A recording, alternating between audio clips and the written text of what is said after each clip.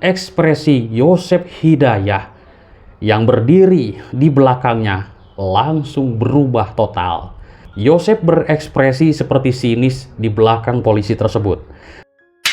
Baik teman-teman, adanya press release hari ini di Polda Jabar, yaitu tentang kasus pembunuhan di Subang, Jawa Barat yang sudah kita saksikan tadi, bahwa di sini banyak sekali tanda tanya besar publik juga yang aku simak di komentar-komentarnya. Kenapa ya Mimin tidak ada, Ramdhanu, Abi, dan juga Arigi? Ya, kita positif saja teman-teman. Intinya, kasus pembunuhan yang sudah kita nantikan sejak 2021 silam, sekarang sudah press release dan tadi dihadirkan hanya Pak Yosep Hidayah. Oke teman-teman, pihak kepolisian akhirnya mengungkap bukti konkret, sudah kita saksikan tadi di YouTube-nya Freddy dan juga Misteri Mbak Suci yang meliput di Polda Jabar. Bukti konkret yaitu keberadaan tersangka di dalam kasus pembunuhan di Subang ini, mereka yaitu ada di tempat kejadian perkara kasus Subang. Bukti itu menjadi jawaban atas apa yang dibantahkan oleh keempat tersangka ini, yaitu atas keterangan tersangka Ramdhanu. Luar biasa. Meskipun mereka berempat mengelak atas apa yang dituduhkan Ramdhanu, akan tetapi Kabid Humas Polda Jabar Kombes Pol Ibrahim Tompo menerangkan empat tersangka kasus pembunuhan di Subang ini sampai dengan saat ini meskipun belum mengakui perbuatannya, walau begitu pihak kepolisian sudah mengantongi banyak bukti terkait tindakan dan keberadaan empat tersangka di rumah Ciseti di Jalan Cagak tersebut di malam kejadian tanggal 17 malam 18 Agustus 2021 silam, korbannya Ibu Tuti dan Amalia. Luar biasa. Jadi tidak butuh pengakuan, sekarang itu sudah nyata menurut keterangan Kabid Humas Polda Jabar Kombes Pol Ibrahim Tompo. Oke. Dari hasil penyidikan diketahui bahwa Yosep Hidayah dan juga Ramdhanu datang ke rumah TKP pada pukul 22 atau jam 10 malam di tanggal 17 Agustus 2021 lalu. Datang nih ceritanya, wah sudah merencanakan sesuatu ya. Berjalan mereka, lalu di sana pukul 23 nyampe, yaitu datanglah Arigi dan juga Abi. Ini menurut keterangan Ramdhanu teman-teman. Lalu Yosep yang hendak mengambil uang dalam kamar Amalia Mustika Ratu dihalangi Ibu Tuti. Mungkin di sana cekcok, ribut, berantem tentang hal masalah uang tersebut yang akan diambil oleh Pak Yosep Hidayah. Yosep lantas menghantamkan golok ke arah Tuti hingga terkapar di sofa ruang tengah. Waduh, sadis sekali teman-teman ya, seorang suami gegara masalah hal uang sampai tega membacok istrinya. Lalu Yosep kemudian memukul Tuti menggunakan stik golok. Setelah tak berdaya, Danu ikut memukuli Tuti.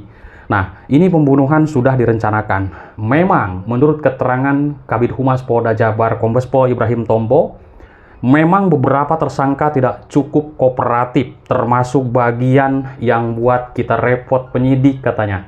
Iya, dari dulu juga banyak kebohongan, sandiwara, manipulasi, mungkin seperti itu teman-teman. Sehingga Kabid Humas Polda Jabar pun katanya di sini repot, penyidik pun repot kewalahan ya menangani kasus pembunuhan ini. Namun, penyidik tetap tangguh untuk pengungkapan semakin intensif 3 bulan terakhir pemeriksaan berulang dan sangat mendetail.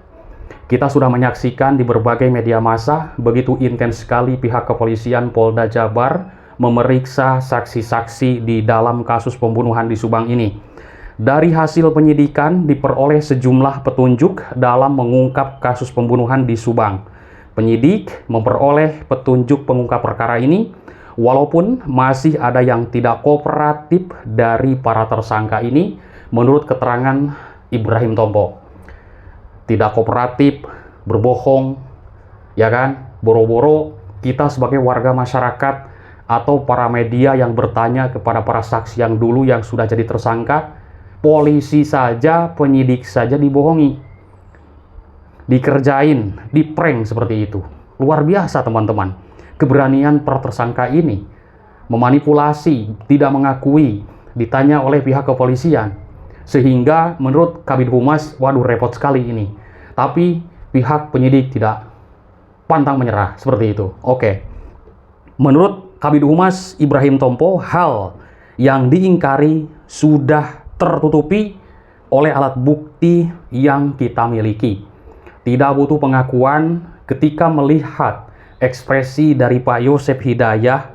Waktu itu Ibrahim Tompo mengatakan tidak butuh pengakuan dan bukti-bukti sudah cukup. Ekspresinya berbeda. Tadinya kan biasa, ya kan? Datar saja seperti ini. Ketika mendengar penjelasan dari Ibrahim Tompo, langsung nunduk. Dan mungkin, ya pada intinya teman-teman, hati manusia itu ya, sekeras-kerasnya hati manusia, pastilah akan luluh. Apalagi jika perbuatan kejinya, perbuatan jahatnya itu, meskipun mereka tidak mengakui, akan tetapi ada bukti yang sangat kuat, ya tidak bisa untuk mengelak lagi seperti itu. Langsung menunduk dan lesu. Waduh, ternyata benar ya pihak kepolisian. Waduh, gua ketahuan nih, gitu mungkin. Oke. Pihak kepolisian memiliki alat bukti yang telah diuji melalui scientific investigation dan pengujian di laboratorium forensik. Jelaslah pihak kepolisian lebih canggih, tidak bisa dibohongi oleh penjahat manapun teman-teman ya.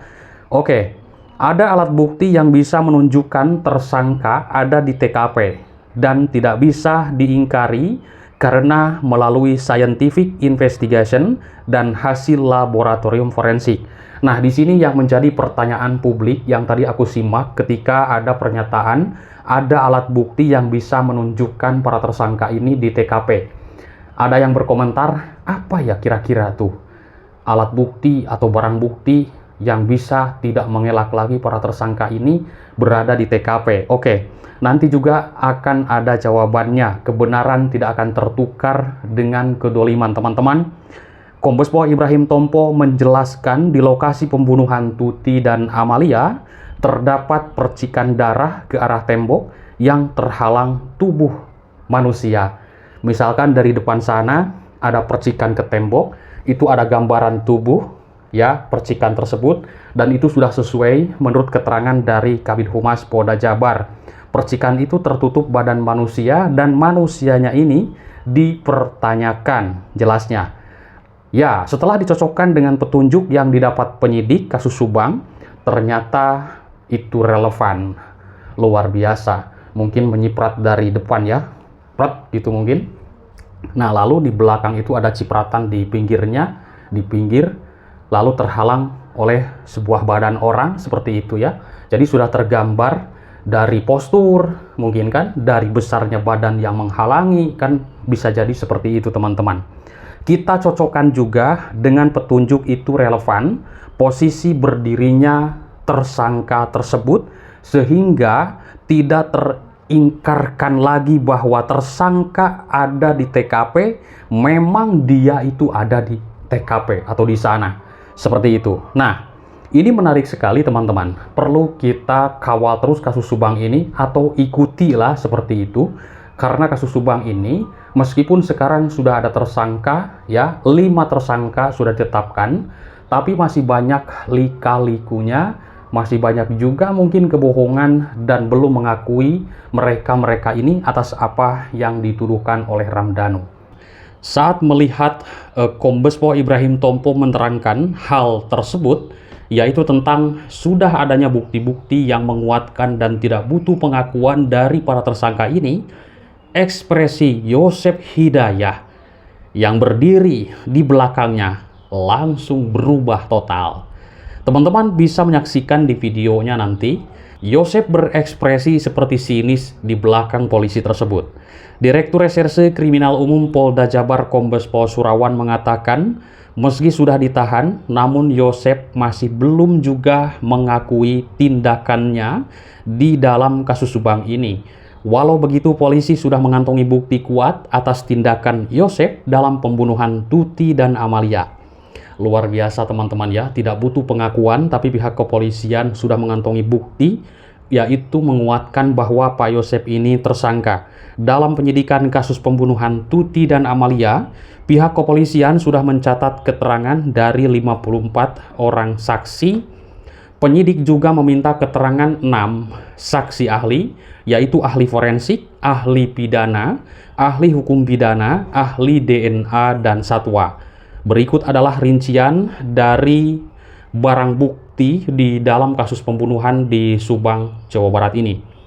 Sebanyak 228 item, yaitu dari Polsek Jalan Cagak 2 item, dari Polres Subang 109 item, dari Polda Jabar 7 item, laboratorium forensik 110 item. Banyak sekali ya teman-teman dalam kasus Subang ini. 5 tersangka kasus pembunuhan di Subang, Jawa Barat dijerat dengan pasal 340, 338, 55, serta 56, ancaman hukuman mati seumur hidup dan 20 tahun penjara, dijelaskan oleh Kabid Humas Kombes Pol Ibrahim Tompo. Berat sekali hukumannya, hukuman mati seumur hidup atau 20 tahun. Wow, luar biasa, hidup di dalam penjara. Selamat menikmati para penjahat kasus Subang ini. Kita hanya bisa mendoakan semoga kasus ini cepat selesai dan tuntas. Bye-bye.